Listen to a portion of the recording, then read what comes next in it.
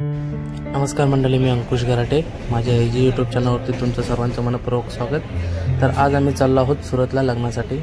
त्यासाठी आम्ही 5 वाजताची लोकल पकडून कुर्ल्यासाठी रवाना झालो. 5:30 वाजता कुर्ल्याला पोचल्यानंतर आम्ही निघालो बांद्रा टर्मिनसकडे. तर आम्ही कुर्ल्यावरून कुर्ला वेस्ट बस डेपो इथून बस पकडली सरळ बांद्रा टर्मिनससाठी. आणि मला वाटतं कमीत कमी 10 रुपयामध्ये एका पर सीट मागे 10 रुपयामध्ये आम्ही बांद्रा टर्मिनसमध्ये पोचलो. तर माझं एकच म्हणणं असेल की आपण टॅक्सी ऑटो न पकडता जर कुर्ल्यावरून बांद्रा टर्मिनसला जाण्यासाठी BSTची बस पकडावी. एकदम 10 रुपयात स्वस्त आणि मस्त. तर आम्ही पोचलो 6 वाजेपर्यंत बांद्रा टर्मिनस येते आणि आमची गाडी लागलेली होती Karnavati express Bandra terminus to Surat. तर आम्ही ट्रेनमध्ये आपला एक्सप्रेसमध्ये एंट्री केलेली आहे. आणि एंट्री करत करत आमची सीटपर्यंत पोचलो आहे.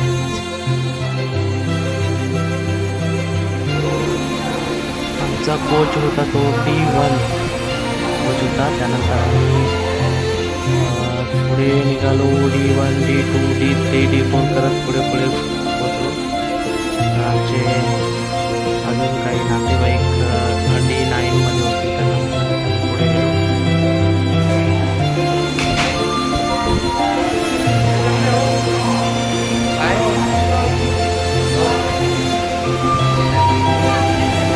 फायनली आमचे नातेवाईक गेले.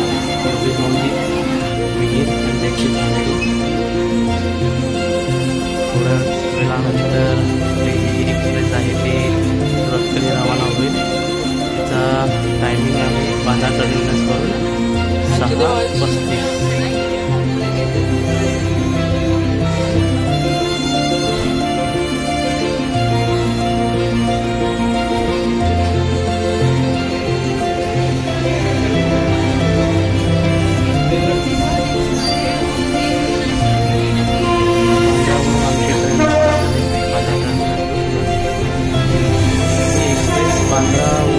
बसचा सुट्टे आणि सुरतला 10:23चा पोहोचण्याचा तिथे टाईम.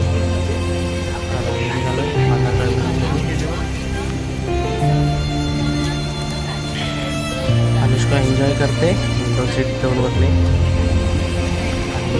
आणि जातात आता वापी ठिकाणानंतर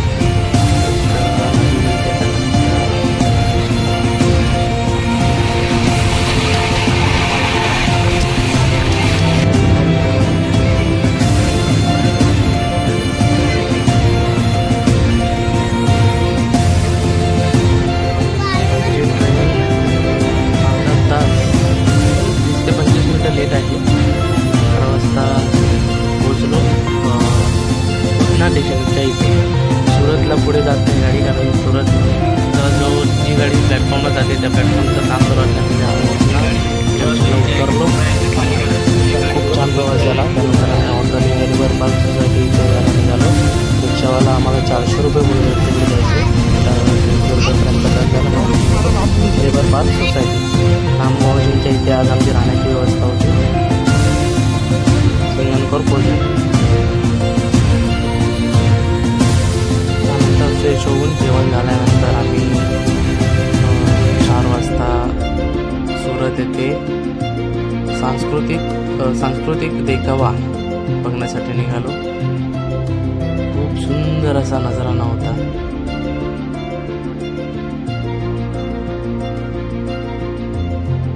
पाहू शकता. खूप सुंदर. म्हणजे तुम्ही तिथे जर गेलात तर सुरतला जर गेलात तर इकडे नक्की भेट द्या. सर्व देवांचं मंदिर तसंच नंदनवन खूप बघायला सुंदर असं आहे. सांस्कृतिक प्रदर्शन नक्कीच या स्थळाला तुम्ही सुरतला आल्यानंतर भेट द्या. आतमध्ये असं खूप सुंदर असं बनवलेलं आहे.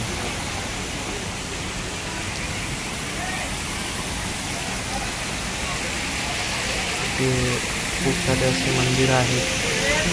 गणपतीचं मंदिर आहे, नरसिंहाचं आहे. जर तुम्ही या स्थळाला सायंकाळी 6:30-7 वाजता जर भेट देताय तर खूप तुम्हाला एन्जॉय करता येईल, कारण लाइटिंग्स वगैरे खूप आहे याच्यामध्ये आणि खूप संध्याकाळी छान मस्त दिसतं. तर एन्जॉय करते अनुष्का. आम्ही सर्वजण तिकडे गेलो. खूप मोठं हे सांस्कृतिक प्रदर्शन आहे.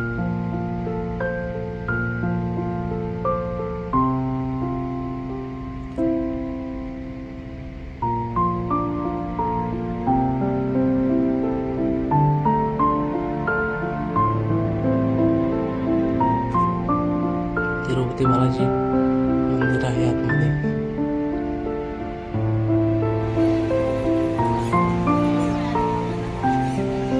इथे मेन म्हणजे चप्पल बाहेर काढावे लागतात आणि चप्पल आपल्या जिम्मेदारीवरती बाहेर काढायच्या, नाहीतर इथून कोणी चोरून घेऊन जाऊ शकतं. देवाच्या मंदिरात आल्यानंतर पण चप्पल चोरी होत आहेत. खूप एन्जॉय केला. खूप मोठं हे सांस्कृतिक प्रदर्शन आहे.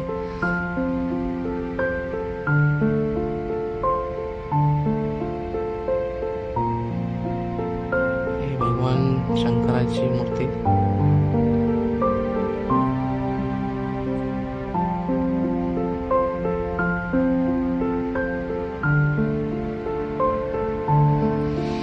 हे खूप सुंदर असं भव्य दिव्य प्रदर्शन नीलकंठ हवेली.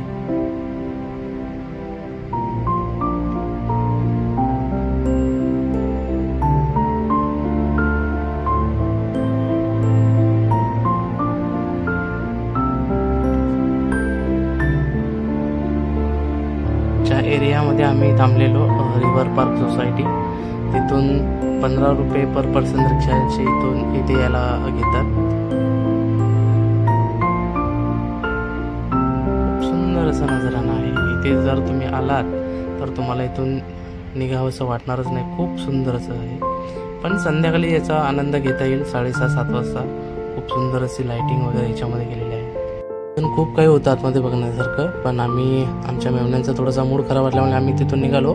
बाकीची मंडळी होती आमची. त्यानंतर दुसऱ्या दिवसानंतर आम्ही खास करून लग्नासाठीच गेलो. तर सलोनीची हळदी होती. त्या हळदीचा कार्यक्रम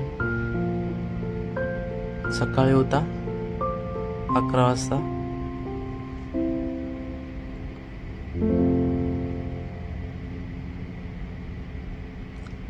हळदीचा कार्यक्रम दुपारी होता. दुपारनंतर संध्याकाळी लग्न होतं 6 वाजताचं.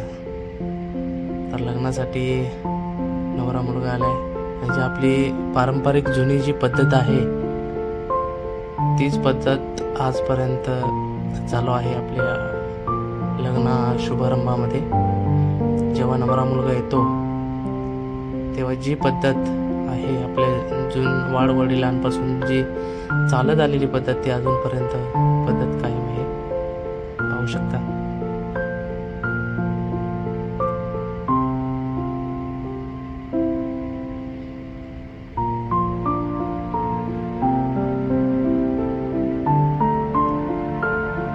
नवरा मुलगा आणि नवरीचा भाऊ गलाभेट.